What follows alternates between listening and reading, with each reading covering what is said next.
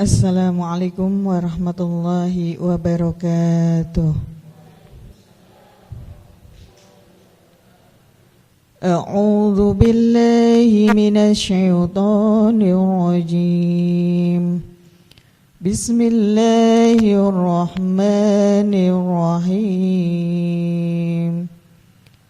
Ya ayyuhalladzina amanu idza laqirtum fi'atan fasbutu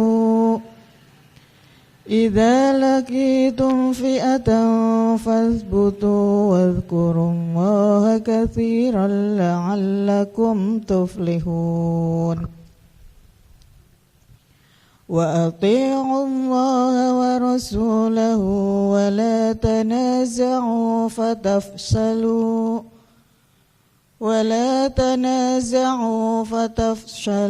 wa tadhhaba rihukum wasbiru innallaha ma'as sabirin. ولا تكونوا كالذين خرجوا من ديارهم بطرا ورئاء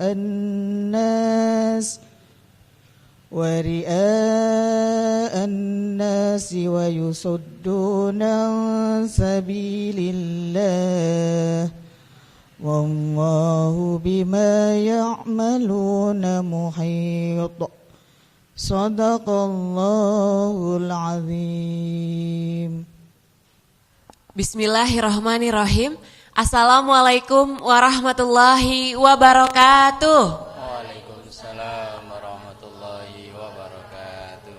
Bismillahi walhamdulillah wassalatu wassalamu ala rasulillah wala haula wala quwata illa billah amma ba'du. Mari bersama-sama kita panjatkan puji dan syukur atas kehadirat Allah Subhanahu wa taala yang telah melimpahkan rahmat serta karunia-Nya sehingga pada pagi hari ini kita bisa kembali bersilaturahmi di acara ngopi, ngobrol perkara ilmu. Ngopi yuk! Pemirsa Sinpo TV dimanapun berada, tentu pagi ini sudah ada bersama kami Bapak Ustadz Ahmad Haris Riswanto. Assalamualaikum Pak Ustadz. Waalaikumsalam warahmatullahi wabarakatuh. Kabarnya gimana Pak Ustadz? Alhamdulillah sehat, baik. Alhamdulillah baik. Semoga kesehatan ini juga bisa dirasakan oleh pemirsa Sinpo TV dimanapun berada. Nah pemirsa, untuk topik ngopi kita pada pagi hari ini yaitu terkait dengan prinsip perjuangan. Nah apa saja prinsip perjuangan tersebut, kita akan langsung saja mendengarkan. Silahkan Pak Ustadz. Baik. Assalamualaikum warahmatullahi wabarakatuh. Alhamdulillahilladzi arsala anbiya'a dhawi fatanah bisidqi wat tablighi wal amanah. Summassalatu wassalamu ala tauha rasulillah wa ala alihi wa ashabihi wa man tabi'a rusydah amma ba'dah.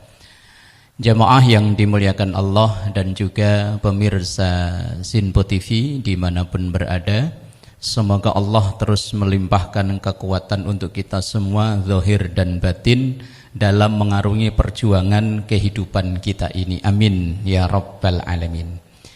Tema kita pada pagi yang berbahagia ini adalah prinsip perjuangan, bahwa hidup ini adalah perjuangan.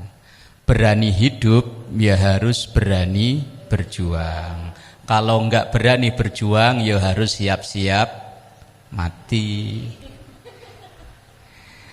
Nah, perjuangan kayak apa? Kalau dulu di zaman Rasul Sallallahu Alaihi Wasallam diawali perjuangan untuk mensyiarkan agama Allah. Tantangannya luar biasa. Ada yang dari internal keluarga beliau sendiri, ada yang dari eksternal dari luar. Begitupun kita. Kita dalam menjalani kehidupan ini berjuang. Berjuang untuk melawan kemiskinan, berjuang untuk melawan kebodohan, berjuang untuk melawan ketertinggalan, kemalasan dan lain-lain sifat buruk yang ada dalam diri kita. Ketika selesai peristiwa perang Badar, Rasulullah menyampaikan, walaupun riwayat ini dipersoalkan kesahihannya, beliau bilang begini, roja'na min jihadil asghar ila jihadil akbar. Kita baru menyelesaikan perjuangan kecil untuk menuju perjuangan yang lebih besar. Kemudian para sahabat pertama, ya Rasul, apa jihad yang lebih besar, perjuangan yang lebih besar itu? Yang pertama adalah jihadun nafsi, berjuang melawan diri sendiri. Ternyata musuh terberat dalam diri kita itu ya kita sendiri. Lalu bagaimana Al-Quran memberikan solusi kepada kita tentang prinsip-prinsip perjuangan? Itu bisa kita temukan di ayat yang dibacakan oleh qari'ah kita tadi di pembukaan acara, yakni di surah Al-Anfal ayat 45 sampai ayat yang ke-47. Ya ayyuhalladzina amanu idza laqitum fi'atan. Yang menjadi khitab atau yang diajak bicara dalam ayat ini adalah spesifik orang yang beriman. Dalam Quran itu kadang yang menjadi khitab manusia secara umum, maka redaksinya kadang ya ayyuhan nas. Tapi dalam ayat ini spesifik yang dituju adalah orang-orang yang beriman. Idza laqitum fi'atan, apabila kalian berhadapan dengan musuh. Musuh itu ya jangan selalu dikonotasikan orang ya. Musuh itu bisa jadi diri sendiri, nafsu kita itu tadi. Bisa jadi ya kemalasan kita, bisa jadi kebodohan kita, keterbelakangan kita dan lain-lain. Maka langkah pertama ketika berjuang, kita ini kan dalam proses perjuangan. Pertama fasbutu, ayatnya tadi. Fasbutu artinya istiqomahlah, teguhkan, kuatkan. Karena apapun, sebaik apapun keinginan, program, rencana kita, kalau tidak dijalankan dengan teguh, dengan istiqomah akan bubar di tengah jalan. Bahkan ada omongan orang yang kayaknya nggak pantas, tapi itu kok ya bener. Kalau semangat awal mah luar biasa, begitu kesini kendor. Kalau kata orang Betawi mah anget-anget. Nah. Iya, ya kan orang Betawi biasanya bilang gitu kan. Nah iya, awal mah semangatnya luar biasa, yang hadir banyak, tapi kesini kisut, lama-lama hilang. Ini karena apa? Ya karena fasbutunya tadi loh, keteguhannya kurang, keistiqomahannya kurang. Lah istiqomah itu ternyata memang begitu berat luar biasa. Kita ngadain acara dengan mengundang ribuan orang bisa. Yang penting kalau seandainya pengajian itu yang menjadi penceramah adalah orang yang lagi naik daun, lagi viral. Itu yang datang saya yakin banyak. Tapi untuk istiqomah ngaji misalnya yang mingguan, umpama hari Senin, berat. Kalau memang tidak ada fasbutu itu tadi. Maka langkah pertama orang untuk berhasil dalam perjuangan adalah istiqomah. Dari sisi apa saja? Dari sisi untuk memerangi kemiskinan. Orang yang nggak kuat dagang asal sepi dikit, ya males ah. Udah saya belain begini, kok hasilnya begini. Akhirnya berhenti. Padahal bisa jadi besok itu adalah hari keberuntungan dia. Orang yang misalnya belajar makin susah, ya udah enggak lah, tinggalin lah. Istiqomahnya kurang. Maka langkah pertama untuk memperoleh prinsip perjuangan itu adalah fasbutu, istiqomah. Teguhkan niat, luruskan niat bahwa tujuan saya ini harus saya perjuangkan. Kemudian yang kedua, wadhkurullaha katsiran la'allakum tuflihun. Banyaklah mengingat Allah ketika mengawali dengan bismillah, ketika berhasil enggak lupa dengan alhamdulillah. Artinya menyertakan Allah dalam setiap langkah perjuangannya, mau berhasil mau gagal itu urusan nanti, insya Allah dilanjut di segmen berikutnya. Allahu a'lam. bis-shawab. Baik, terima kasih Pak Ustadz. Usai jeda kita juga akan buka untuk sesi tanya jawab. Silahkan disiapkan pertanyaannya. Tetap di Ngopi Yuk.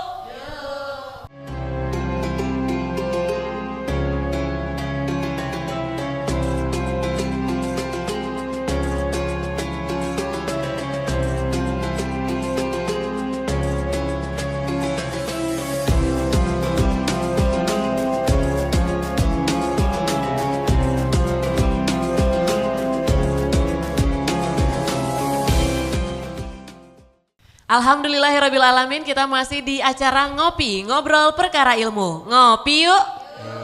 Sebelum kita lanjut tadi membahas terkait langkah-langkah untuk meraih prinsip perjuangan, terlebih dahulu akan dibuka untuk sesi tanya jawab untuk dua orang penanya. Silahkan sebutkan nama dan juga pertanyaannya.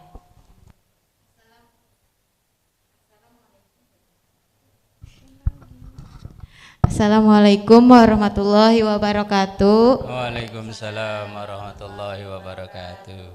Nama saya Rohaya, izin bertanya Pak Ustadz, bagaimana sikap kita terhadap orang-orang terdekat yang ternyata menjadi penghalang perjuangan kita? Mohon penjelasannya. Wassalamualaikum warahmatullahi wabarakatuh. Waalaikumsalam warahmatullahi wabarakatuh. Assalamualaikum warahmatullahi wabarakatuh. Waalaikumsalam warahmatullahi wabarakatuh. Saya dengan Ibu Halimah Pak Ustadz ingin bertanya, apakah sia-sia perjuangan kita ketika mengalami kegagalan? Mohon penjelasannya Pak Ustadz. Terima kasih. Wassalamualaikum warahmatullahi wabarakatuh. Waalaikumsalam warahmatullahi wabarakatuh. Dua pertanyaan Pak Ustadz. Pertama dari Ibu Rohaya, tadi bagaimana sikap kita terhadap orang-orang terdekat yang ternyata menjadi penghalang buat perjuangan kita. Dan tadi pertanyaan kedua dari Ibu Halimah, apakah sia-sia perjuangan kita ketika gagal? Silahkan Pak Ustadz. Baik, jamaah yang dimuliakan Allah dan juga pemirsa Sinpo TV dimanapun berada. Yang pertama, bagaimana kalau ternyata orang-orang terdekat yang justru malah menjadi penghalang? Ini ada makalah yang tertulis dalam kitab Mukhtarul Ahadits An-Nabawiyah, tulisan Syekh Ahmad Al-Hashimi. Bunyi makalahnya begini, azhadun nas lil alim ahluhu wa jiranuhu. Bahwa orang yang enggak butuh, atau tafsirnya orang yang menjadi penghalang dari satu perjuangan itu, pertama ahluhu, keluarganya. Yang kedua wajironuhu, tetangga alias orang-orang terdekat. Justru yang menjadi musuh atau menjadi penghalang dari setiap langkah perjuangan kita itu, kalau bukan keluarga ya tetangga. Kita bisa ambil contoh Nabiullah Nuh alaihi salam, penghalangnya siapa? Anaknya plus istrinya juga. Nabiullah Lut, penghalangnya siapa? Istrinya. Nabiullah Ibrahim, penghalangnya siapa? Bapaknya. Nabiullah Muhammad sallallahu alaihi wa alihi wasallam, penghalangnya pamannya. Berarti orang-orang terdekat.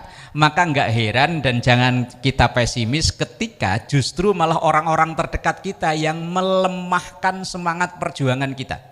Umpama ibu-ibu yang ngurus kegiatan kemasyarakatan, entah itu majelis taklim, entah itu PKK, entah itu yang ngitungin anak nyamuk apa yuk? Kan ada kan yang ibu-ibu keliling masuk ke kamar mandi, masuk ke bak, ngecek anak nyamuk ya. Apa namanya itu? Jumantik.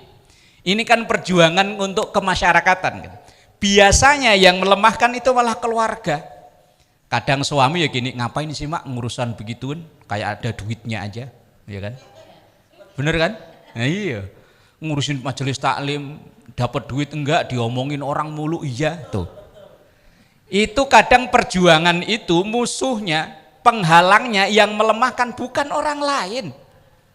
Nabiullah, para nabi-nabi yang saya contohkan itu tadi, dalam perjuangannya yang menjadi musuhnya, bukan musuh maksudnya ya, menjadi penghalang, menjadi pelemah dari perjuangan itu orang-orang terdekat.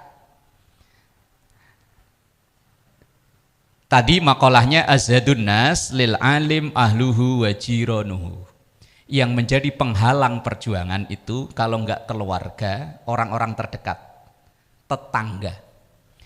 Bisa kita cek Saya dulu ketika mendengar makalah ini pertama, ketika saya tanyakan ke teman-teman yang bangun pesantren, bangun majelis taklim, bangun lembaga-lembaga pendidikan, ternyata yang menjadi musuh adalah orang-orang terdekatnya. Menjadi penghalang adalah orang-orang terdekat.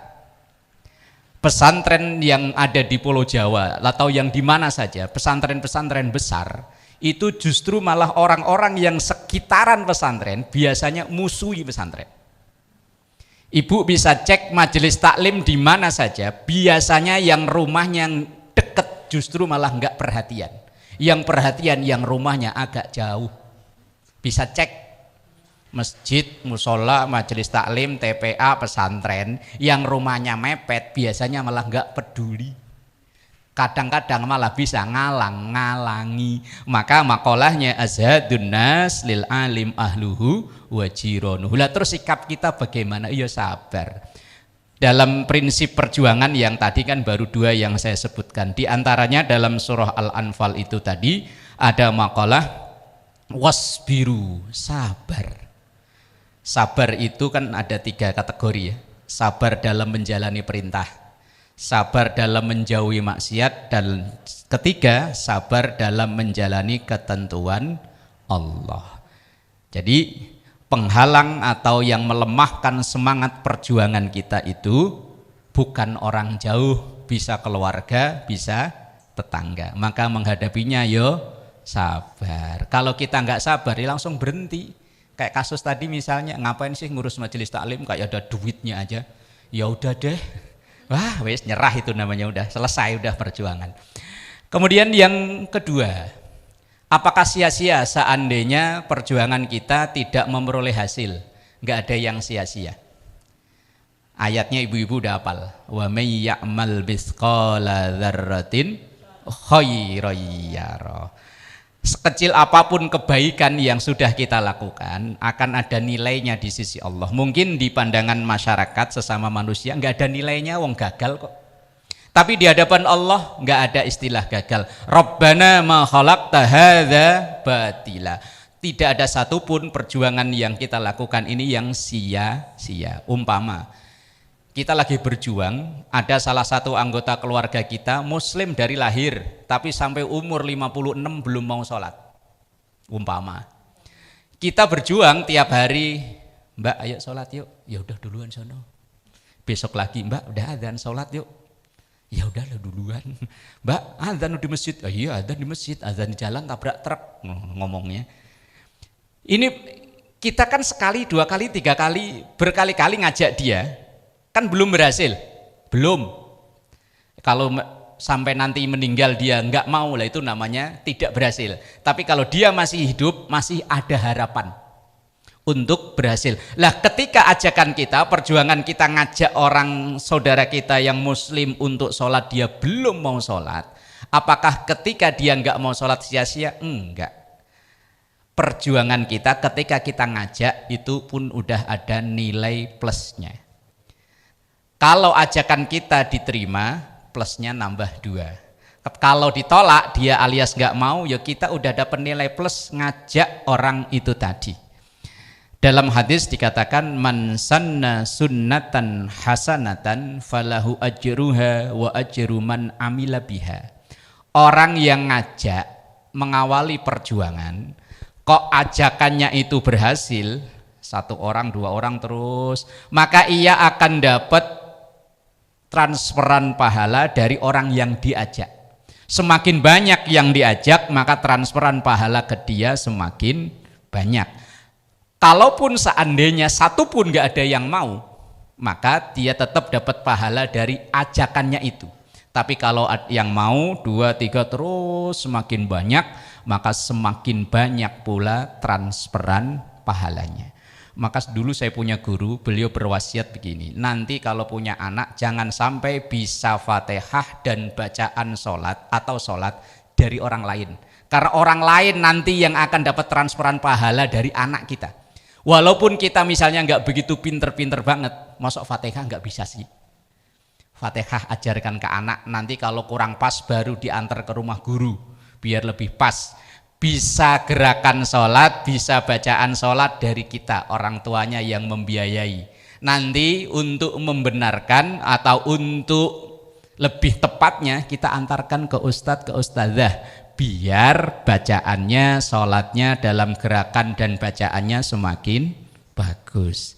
Jadi tidak ada istilah sia-sia dalam perjuangan, walaupun secara kasat mata belum berhasil. Wallahu a'lam bishawab. Baik, terima kasih Pak Ustadz. Tadi 2 pertanyaannya sudah terjawab. Usai jeda kita akan lanjut ngobrol terkait dengan prinsip perjuangan. Tetap di Ngopi Yuk.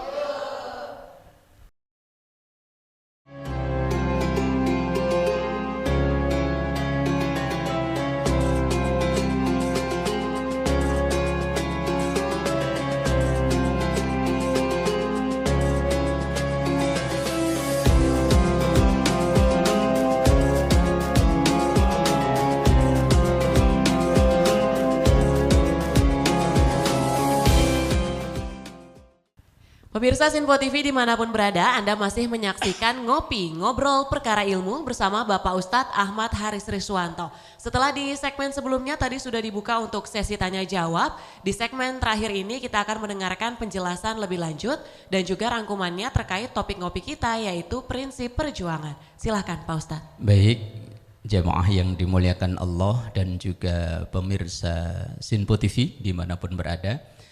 Tadi di segmen pertama saya sampaikan beberapa prinsip dalam perjuangan. Yang pertama adalah keteguhan, kekuatan, keistiqomahan. Yang kedua, selalu menyertakan Allah dalam langkah perjuangan. Artinya awali dengan bismillah. Nanti ketika berhasil, alhamdulillah. Gagal pun ya tetap alhamdulillah. Karena enggak ada istilah kegagalan. Di hadapan Allah, walaupun dalam mata zahir itu gagal, tapi dalam mata Allah, dalam pandangan Allah masih ada nilai pahalanya. Kemudian yang ke selanjutnya, wa atiullaha wa rasulah, tetap taati prinsip-prinsip dalam ajaran Allah dan Rasulnya.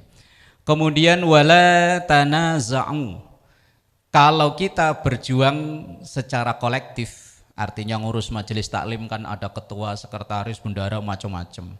Ngurus masyarakat ya begitu. Ketika itu terjadi, untuk menentukan langkah perjuangan musyawarah harus, tapi jangan eyel-eyelan. Eyel-eyelan itu bahasa Indonesianya apa? Wes pokoknya sakar PDW. Kalau dia punya usulan nggak diterima ngambek, langsung nggak mau lagi. Lah jangan begitu. Karena perbedaan itu pasti ada, tetapi jangan menyebabkan perbedaan itu kita keluar dari jamaah perjuangan itu. Kemudian wasbiru, nah tadi sabar. Karena dalam menghadapi baik teman seperjuangan ataupun lawan yang akan kita tundukkan, itu akan menghadapi hambatan dan rintangan. Maka wasbiru, kesabaran itu mutlak untuk dibutuhkan. Wala takunu kalladzina kharaju min diyarihim bataraw wa ria'an nas. Dan ketika suatu saat nanti perjuangan kita diberikan keberhasilan oleh Allah, jangan sombong. Maksudnya jangan sombong begini. Tuh majelis taklim itu saya dulu. Itu yang bangun saya, yang biayain saya, yang nyari penceramahnya saya. Kalau nggak ada saya, wes angel orang-orang begini. Mungkin dulu saat dia berjuang itu ikhlas lillahi ta'ala, tapi begitu umpama seiring perjalanannya waktu, dia udah nggak ngurus lagi, kemudian ngomong ke sono kemari, itu saya. Emang kalau nggak ada saya gimana? Itu namanya wala takunu, dan jangan engkau menjadi orang yang keluar rumah sambil membusungkan dada yo. Nih, saya itu. Kemudian wayasudduna an sabilillah, dan jangan kita kalau bahasanya itu menjegal kawan seiring. Apa itu namanya? Ngalang-ngalangi orang lain untuk maju. Jangan mau kalau ketuanya dia. ngalang-alangi. Bisa jadi orang yang kita jelek-jelekan itu ternyata malah prestasinya lebih bagus daripada kita loh ya. Dalam Quran itu ada ayat la yaskhar qaumum min qaumin asa ayyakunu khairam minhum. Satu kaum jangan merendahkan kaum lain, satu kelompok jangan merendahkan kelompok lain, karena bisa jadi yang direndahkan itu ternyata lebih mulia. Terus ayat itu nunjuk khusus perempuan loh. Wala nisa'um min nisa'in asa ayyakunna khairam minhunna. Dan wanita satu jangan merendahkan wanita lain. Kalau tadi ayat secara umum. Lah yang kedua dispesifikkan, ditaksis kalau bahasa ilmu Qur'annya. Karena mungkin yang biasa terjadi, yang suka begini-begini ini kan kaum kerudungan ya.